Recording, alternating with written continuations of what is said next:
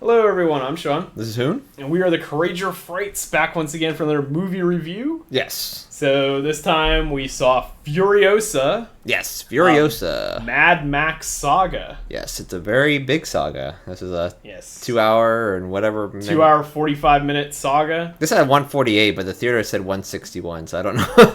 I don't know what the actual time of the movie was. It's like over 2 hours. It's like plus 2.5 plus. Yeah.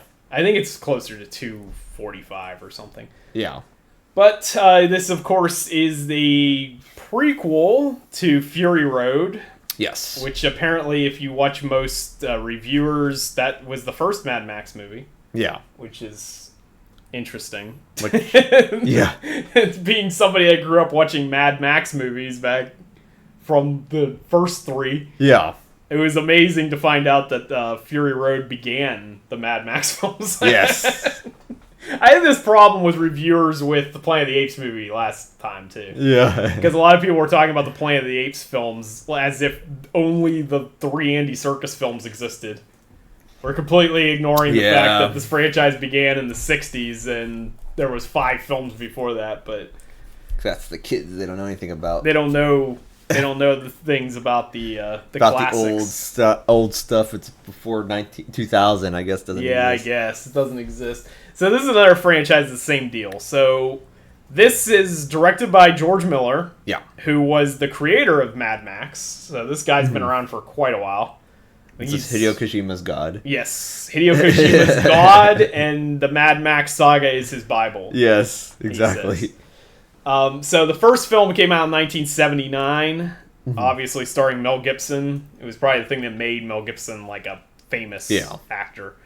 And it's an Australian post-apocalyptic film. Well, sort of post. It's like during the apocalypse. You know, this feels like this way past post-apocalyptic. Yeah. I don't know what part of the timeline, because like I said, I don't think I've ever seen Mad Max. I don't think I've ever seen the movie, so I don't really know. Yeah, I saw Fury Road, but... Yeah, I've seen all of them, I guess. But the original Mad Max, they're still in a world where, like, society hasn't fully collapsed. Yeah. But it's, like, on the brink. Like, you've got these gangs of, like, hooligans and stuff that are, like, openly attacking people and... like that sort of thing. And then everything runs on gas is like their gas and water and food, I guess. Yeah. I guess in this movie they establish there's like 3 different places. Right. One, just all they do is make ammunition. Yeah, that's the Bullet Town. Yeah, and then another one just has gas. Like they're just like a refinery that has like a gas mode or something. And then the other one has like the food. I guess the Citadel must be like the food place. Yeah. Yeah, that's like later on. That's all stuff from Fury Road. There's like a huge, for me personally, there's like a huge disconnect between the original trilogy and Fury Road. Like, I don't really know what they're trying to do there. Like, I'm not sure, because like I said, the original Mad Max, there's still a society. Yeah. We live in a society. We live in a society. The Road Warrior kind of starts doing this stuff. Yeah. Where it's like in the wastelands, it's like, I don't know, maybe a decade later or something. And society has fully collapsed, but you have these pockets of, like, towns or something. They're not really towns, but sort of like what we had here, where you had Gas Town and the Bullet Place and stuff. But it's more like these little settlements. We use that term. So there's these little settlements. In the Road Warrior, Max comes into town, and it's basically like a Seven Samurai plot, except for if you just had Sanjuro show up instead of the Seven Samurai. Or...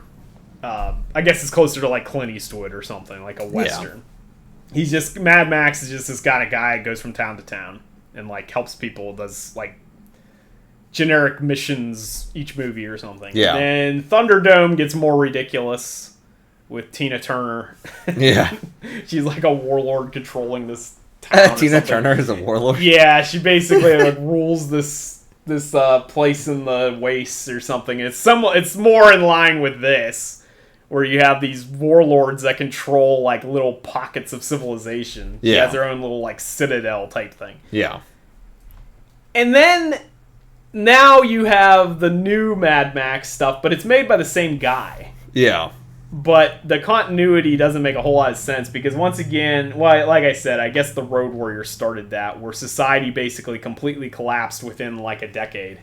Yeah. and now we're in this weird wasteland. But the problem I have with that kind of stuff is that the societies have already built like their own cultures and like all this other like mythos and all this other crap, whereas like they all should have lived during when society was normal. Yeah. It's only happened for like a couple decades. Yeah, because according to this Wikipedia article, they're saying November 2023, 30th, confirmed Furiosa takes place 45 years after the collapse. So I'm assuming the collapse is like is that like the collapse of society? I guess? I'm guessing that would be around the time of the first Mad Max. Yeah, because they said that... So that means Max is like 60-something or 70 in this universe. It doesn't make sense. It can't be the same guy, even though it is. He didn't say when... I guess he was saying something about Mad Max Beyond Thunderdome. It's supposed to be after that or something? I guess the guy, George Miller, doesn't even know. I don't think he's making stuff up at this point. Well, I mean, I guess it would make sense because Max has kind of like it's like streak of gray hair or something. Yeah. Beyond Thunderdome, so it is supposed to be later. So I guess Beyond Thunderdome takes place after Fury Road. But like, if this film is 45 years after the collapse, yeah, it says 45. Furiosa takes place 45. That's a confirmation, apparently. What part of Furiosa though? Because it starts with her being a little kid. Yeah, unless she's an adult. Unless I mean like the end of it is 45 years. I wonder if maybe the end of it is. Which would mean like Fury Road's 45 years. Yeah. It still doesn't make sense because unless Max must be like 80 years old and Beyond Thunderdome. Yeah. It's all that radiation, I guess. But anyway, okay, so that aside, so this movie has nothing to do with Mad Max. Yeah. Even though I just went on a 6-minute long tirade about Mad Max. I really enjoy the original 3 films. I personally didn't care for Fury Road that much, and this one's kind of the same, so I guess that makes me in the minority, because I know a lot of people like Fury Road. But, so this film, of course, is the story of Furiosa, as the title suggests, who was played by Charlize Theron in Fury Road. Yeah. And now is being played by Princess Peach. Yeah. Anya Taylor-Joy. And somebody else as a kid. The thing that's kind of funny is Anya Taylor-Joy doesn't show up in this movie until like an hour. Yeah, it's like the midway point. Yeah, it's pretty far when you get to adult Furiosa. You have like kid Furiosa. Yeah. And she was, as a child, she was captured by Chris Hemsworth. Yeah, Dr. Dementor. Dr. Dementia. Demento. Dr. Dementia. Dr. Dementia. Dr. Demento, who was the guy that discovered Weird Al Yankovic. Yes. Yes. That's who Chris Hemsworth plays.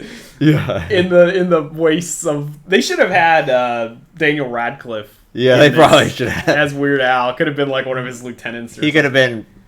Praetorius or whatever that guy is, the guy on the vehicle that plays the guitar. Yeah, he could have become Praetorius Yankovic or something. There he is. But anyway, so yeah, Chris Hemsworth's the villain in this, who is Dementus.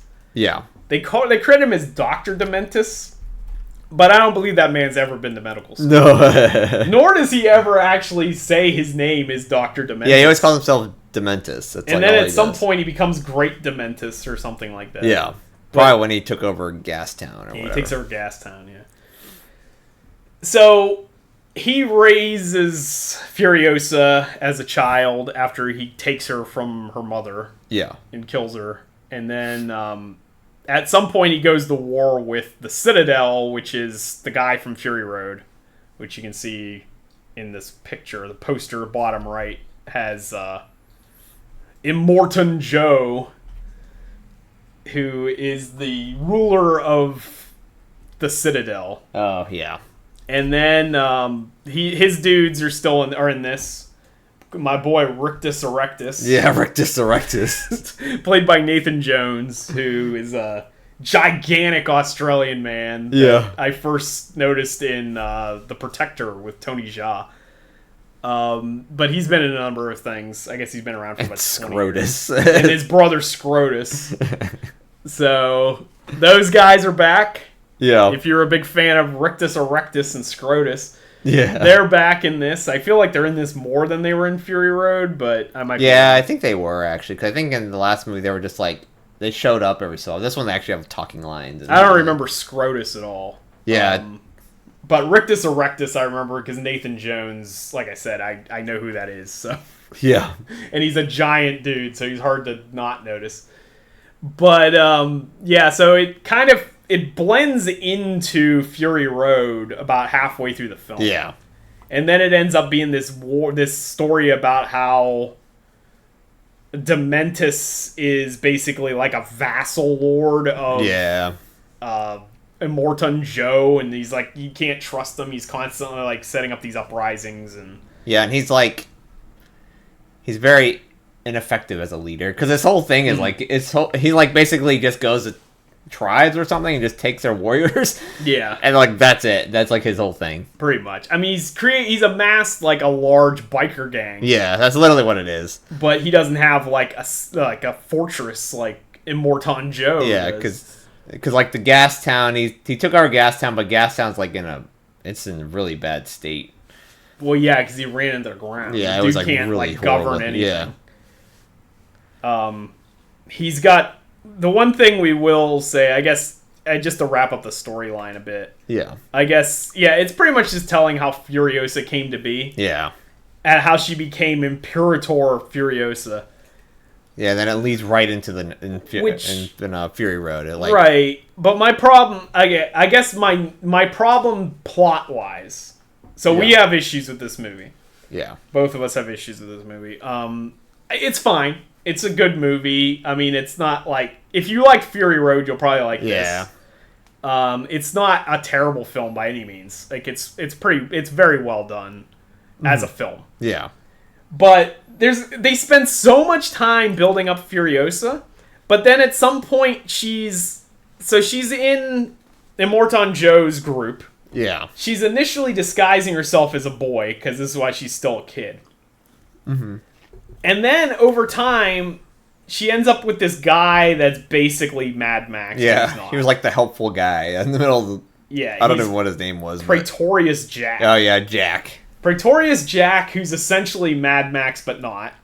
It's off-brand Max. He's Jovial Jack. He's Jovial Jack. I guess he's a Praetorius, which is like a low-ranking officer for Joe. Because his whole thing is he drives the other citadels and gets, like they give them food. Yeah. And then they give them, like, whatever, gas or whatever. Right. So I guess at some point off-screen, he promoted Furiosa to Praetorian. It's a really weird change because it's like doesn't explain it, but then she's like really high ranking. Yeah, for some weird out reason. of nowhere, all of a sudden she's like able to like grab Immortan Joe by the arm and be like, "Hey, listen, buddy. Yeah, you got to go do this," and he listens. Yeah, he's like, but it's like 10 minutes ago she was no one, and they even though the story's entirely about how Furiosa came to be, they skipped the entire part about how she gained any kind of like authority. Yeah, because it's within this culture. Because it doesn't make any sense, because before they even got to that point, she's, like, hiding out as the boy. Yeah. But he must have just brought her back to the Citadel. It's like, oh, here's my protege. Yeah. It didn't make any sense, because then no one questioned that this girl was here this whole time with them. Right. And how she's somehow just gained a bunch of... I don't know. I guess it happened she after... able to talk, I guess. She became able to talk. Yeah, all of a sudden now she talks, even though she was a mute the entire time. Then nobody questioned why she just suddenly can speak now. I was like, okay. It's very bizarre. She also, just a little nitpick here, she also somehow, this was true in Fury Road as well, but the character of Furiosa has somehow become immune to the Australian accent. Yeah. She's the only one that doesn't have an Australian accent. Yeah. She grew up in a bubble where she speaks in like a generic, like almost American accent. Yeah. It's very strange. But anyhow, she somehow becomes a Praetorian, and then I guess when she kills, I guess huge spoiler. Yeah. When she kills off Chris Hemsworth's character at the very end. Well, kills. Yeah. She doesn't really, but defeats him. I guess that's when she became Imperator or something? She must have been like, oh, you have Chris Hemsworth in the ceiling or whatever. Yeah, because this guy was a pain in the ass for Joe okay, now for quite you're, some time. Yeah, now you're Imperator. You're like the highest rank. Yeah. Alright, so overall, though, the movie's pretty decent. Yeah. Like I said, if you like Fury Road, I would check this out. The other problem, so that was my problem with plot. My problem. Let's go to your problem with this. It starts out with the nose. Oh, yes. It's like a perfect allegory because there's a scene where Chris Hemsworth's talking to his group, his like biker gang, and he looks up in the sky and the sun's shining down, shining through his nose, and it's like. It's just really distracting because it's obvious, like, it's a prosthetic nose, so it's going through the material of his nose, and it's just, like, radiating lights toward his biker gang. I mean, that's why people are just, like, respect him, I guess? I don't know. It's radiate light just emits from his nostrils. But the thing like I said, the story was fine. It's just, like, the visuals in this movie was really strange to me. I don't know why. Because the problem is, at the very end of this movie, they show the next, like, Fury Road. Mm-hmm. And the visuals in Fury Road, like, 15,000 times better than this one. And I don't know if it's because they have, like, a blending of realistic with, like, AI or something. It looks really strange. I don't know, just really strange to me. I don't know why. It's kind of hard to explain without actually seeing it. Yeah. Because there's scenes where, like, when their kid, Anya Taylor-Joy, so... Kid Furiosa's like wig comes off or whatever, and then it grows into this like tree, but it looks really strange. But I think they're doing that on purpose. Yeah, because they did like a time lapse. Yeah, it has like a weird time lapse, but it's like really weird coloring, and just the color grading looks really strange. I don't know. It's just really weird to me. I don't know. Yeah, I personally thought it was some kind of stylistic choice. Yeah, probably. Like they were trying to create kind of almost like a dream type look. Yeah, to everything. Or some sort of artistic choice to it. Yeah. But then we noticed that in the credits there was not a large chunk of credits, but there was a section dedicated to AI artists. It almost looks like AI. No, it probably is, because there is a whole section for AI art, which maybe that's a thing in movies. I just haven't paid attention. It's the first time I've noticed a dedicated section of the credits for AI. Because it's like... Because there's scenes, it's obviously she's driving vehicles and stuff in, like, the wasteland. Yeah. It must be a real vehicle, but it looks fake. And I don't know why. It's just, like, really... I don't know what they did to it. It's probably the AI. They probably have, like, an AI filtering, or maybe they did part of it as AI. Like, part of it was, like, real, and then part of it was fake. They augmented it with AI. Yeah, and it just looks really strange, and I don't know why. It's like, I don't really see that in movies often, but this movie specifically is, like... Yeah. It's very noticeable. And it's kind of distracting. Because that was another scene. I think I maybe said that in the theater when I was talking to you. It's like, that just looks fake. Even though it was supposed to be. I think it was real. Like, I think it was real. I don't know. Maybe it wasn't. Yeah, I don't know. Yeah. But these movies, too, like, have gotten more outlandish. Yeah. Like, Fury Road and this feel very different from the original three. The original three feels super grounded. Yeah, this one feels... Like, the craziness is there. Yeah. For sure. But, like, people aren't... Like, a motorcycle gets hit and the guy flips through the air, like, 13 times in this. Or the weird pole vaulting action scene from Fury Road. Yeah, they have one in this movie. I think that was probably the best part of the movie, where they were, like, fighting on the one rig. Yeah. And that's obviously all real. Yeah. But it's like, oh, this looks really good. But that's from, like, the first movie. They did that in the first movie a lot of times, too, anyways. Right. But yeah, that's the thing that's kind of weird about this stuff, is they're getting more and more eccentric with the way they're depicting the world. Yeah. But, like I said, the original ones were really grounded, because an interesting thing about George Miller is he was actually a doctor before he became a director. So he was like a physician and stuff. So one of the things that's cool about Mad Max is he gets his leg run over in the original movie. Yeah. And then he has the limp and the brace and stuff for, like, the rest of the other two films and stuff. Like, injuries carry into the next film. Yeah. And so it was, like, hyper-realistic about that sort of stuff. And then here you got stuff like Furiosa just cutting her arm off. Yeah. Without anyone even noticing. No one noticing. That was another weird part, because it seemed like she just did it, but obviously she was, like, gone. Like, she did it and then took the wheel off of his truck or whatever. Yeah, that was, like, a lot of stuff to do in, like, 2 minutes. Yeah. And then they skipped over how that happened. Yeah. Even though that's pretty important. Because it was a time lapse of them just running around in a circle, and he's, like, eating, like, his blood pudding or something. His human blood sausage. Yeah, and drinking his blood pudding or something. And it was like, okay, that's really weird. Yeah. Yeah, it's a bit strange. Yeah, so Yeah, visually it's weird at times. There's almost an uncanny valley quality, especially about Chris Hemsworth's nose. Yeah. Yeah, pretty much. But overall, it probably sounds like it was super negative based on this review. But overall, like I said, the film's fine. Yeah, the film actually isn't bad. Mm-hmm. It's actually pretty decent. I was fine with Anya Taylor-Joy. She did a pretty decent job. Charlize Theron was fine in the last one, too.